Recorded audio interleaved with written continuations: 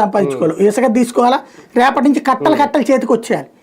పరిశ్రమ వ్యాపారాల్లో ఏంటి, ముందు పెట్టుబడి పెడతాం, కొంత టైం తీసుకుంటుంది, దాని మీద మనం వర్క్ అంతా పెట్టాలి, ప్రెషర్ అంతా పెట్టాలి, పని అంతా పెడితే రిటర్న్స్ వస్తాయి, సెటిల్ అయిపోతాం లైఫ్లో.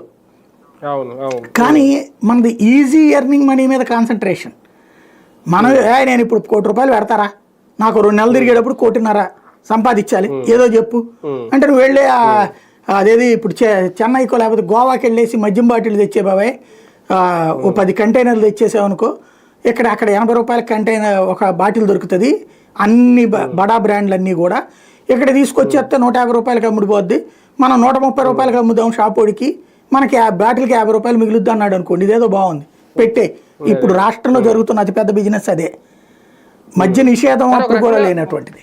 నిన్న మోడీ ప్రసంగం చాలా బ్యాలెన్స్డ్ గా నడిచిందని అనుకోవాలి.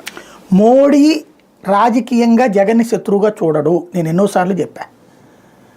మోడీ ఈవెన్ అసెంబ్లీ ఎలక్షన్స్ మొన్న జరిగినప్పుడు కూడా కూటమికి వ్యతిరేక పక్షం, కూటమికి ప్రత్యర్థి పార్టీ ఇప్పుడు ఆంధ్రప్రదేశ్ లో. అవును, అందుకనే కదా చంద్రబాబు మాట్లాడారు, లోకేష్ మాట్లాడారు, పవన్ కళ్యాణ్ మాట్లాడారు, సీఎం రమేష్ మాట్లాడారు. ఈ నలుగురు జగన్ తిట్టారు.